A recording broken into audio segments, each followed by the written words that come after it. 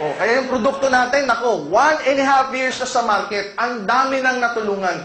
All the way from cancer stage 4, myoma 12 centimeters, natunaw, high blood, diabetes, na nagdadialysis na, nag-insulin na, nag-normalize yung blood pressure at yung blood sugar, arthritis, mga rare diseases, stress, allergies, iba-ibang mga sakit, natulungan ng Alive. Maganda po ba yung ganun? So, ang masasabi lang namin, baka sa pakiramdam mo, wala kang sakit. Pero deep within, baka may sakit ka na. So sa amin lang, mas magandang ma-prevent yung sakit mo na lumala pa. Habang maaga, gumaling na. Maganda po ba yung ganon? Next, merong unique feature yung produkto. Our product utilizes V-Caps. Ano po ba yung V-Caps? Tinatawag yung vegetarian capsule. Bakit gumamit ng V-Caps ang Nature's Way? They found out kung ito po yung iniinom yung produkto. Any supplement in the market available today, a big 30 to 40% of the size and shape are composed of excipients. Doc, ano yung excipients? These are binders, pangbalot lang. These are fillers, pampataba lang. Anong mga ingredients yan, Doc? Gum arabic, starch. Hindi kinakailangan ng katawan mo. What you need are the healthy components inside.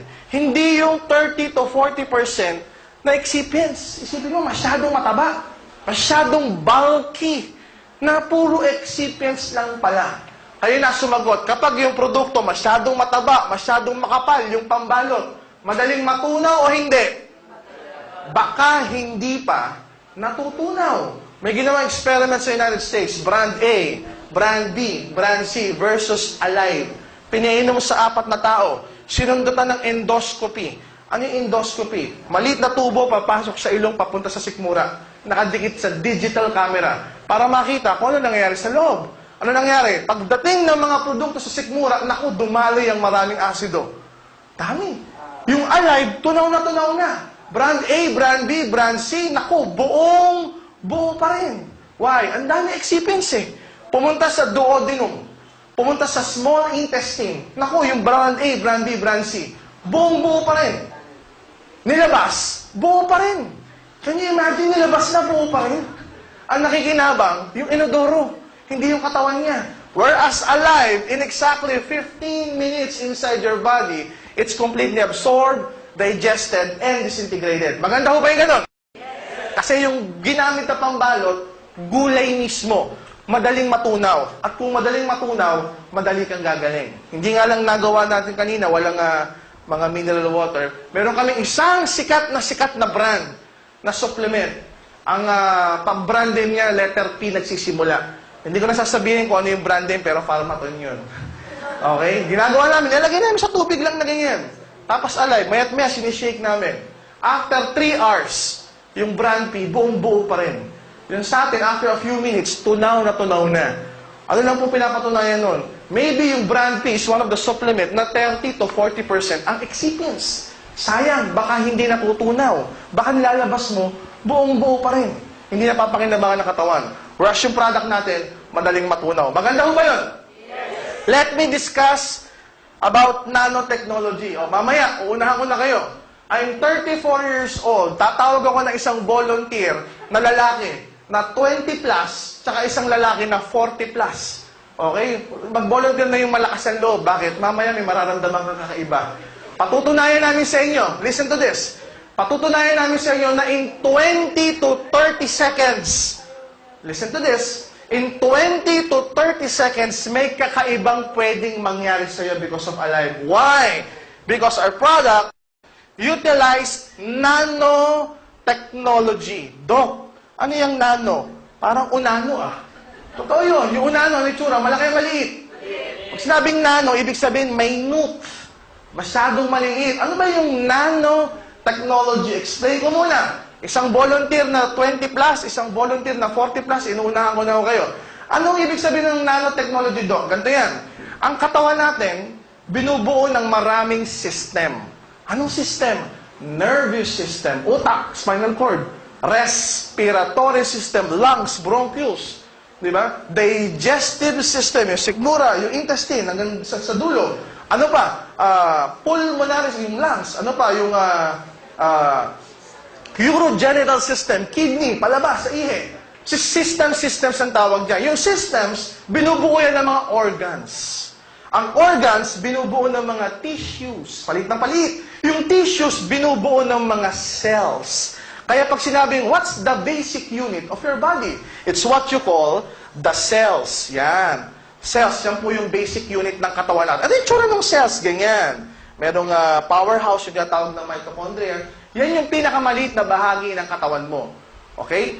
The good thing about alive, ladies and gentlemen, kaya siya tinawag na nanotechnology, pag natunaw siya sa loob ng katawan, which is very, very fast. Kasi nga, VCAPS, pag natunaw siya, masyadong maliit. At sa sobrang liit niya, nagpe-penetrate siya sa loob ng cells instantaneously o mabilisan. In short, nagtitake action yung alive on the cellular level kaagad. Okay? Whereas yung ibang supplement, pag na-degrade, masyado pa rin malaki. So, hindi siya nagpe-penetrate sa cells. Bumabangga-bangga lang na ganyan. So, baliwala. Whereas yung product natin, nanotechnology. Naintindihan niyo po ba? Yan po yung mga usong methodology sa US ngayon. Kaya sa US ngayon, may mga product na dati ganito lang. Ngayon, nire-launch nila, ganito, nano version. Pinaliit na nila yung degradation particle para mas ma-absorb na katawan. Anong pangalan, bossing? Anong pangalan po? Rudy Paredes. Parang may lumabas Rudy po, Rudy. Rudy. Si Rudy na 72 years old. Taga saan po kayo, Sir Rudy? Aurora Hill, Baguio. Taga Baguio pa ho kayo. Akalain nyo, layo na nilakbay nyo. Palakpakan natin si Sir Rudy. Yan. May asawa na po ba? Wala na, biyudo na. Biyudo. Naku, tamang-tama, mamayang gabi. May pupuntahan si Sir. Sir, anong pangalan? Harold Gonzalez. Harold. Harold, ilang taon na? 28. 28. May cellphone ka? Ay, nandun na. Okay. Ang pagagawin ko, Sir, ganito. Unahin na muna natin si Harold kasi mas bata. Okay. Harold, diretso lang yung tayo. Diretsong ganyan. Tignan mo yung pa ako. Diretso. Magkadikit. Yan. Diretso lang yung tingin. Stand like a toy soldier. May girlfriend ka na, pare ko?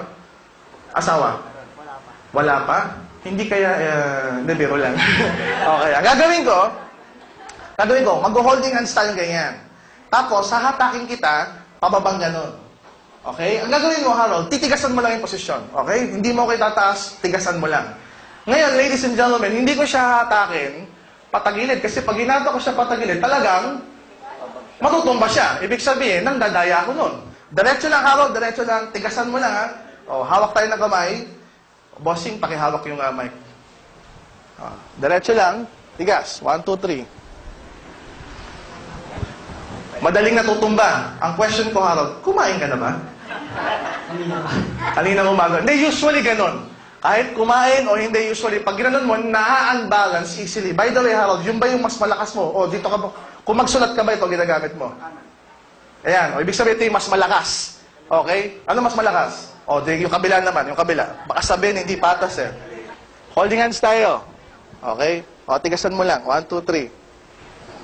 O, easily. Easily, madali lang. Wala ka naman pila yan, no? O, kama ka na, mamaya magkakaroon ka rin. O, si Sir Rudy, na 72 years old. Patanda ko, ginawa ko tong demo, pinakamatanda. 73 years old, Singaporean pa. At least si Sir Rudy, taga Baguio, Pinoy na Pinoy. Sir Rudy, ano pa mas malakas? Left or right? In short, paano ka magsulat? Hindi mo na matiyak. Pero ganito na lang, paano kayo magsulat? Left or right? Or right. Yan. Yan yung usually yung tanong. Kung ano yung ginagamit mong pansulat, yan yung predominant part mo. Mas malakas yan. O, palit tayo ng posisyon, Sir Rudy. Dito ka. Yan. So, ganun din po. Diretso lang yung panggang yan. Magkadikit. Tignan yung pa ako, Sir Rudy. Sige po, dikit niyo po. Yan. So, hatakin ko ito pababa. Tigasan niyo lang po. Okay? Bossing pahawak. Maganto. 1, 2, 3.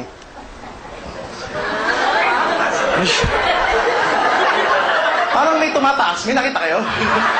Ulitin natin. Sir, dikit nyo ba? Pwedeng nakabukong ganyan. Hindi po, kailangan naka... Mahina at lagan. Kailangan nakadikit talaga yung paa. Sige sir, dikit yung paa. Okay.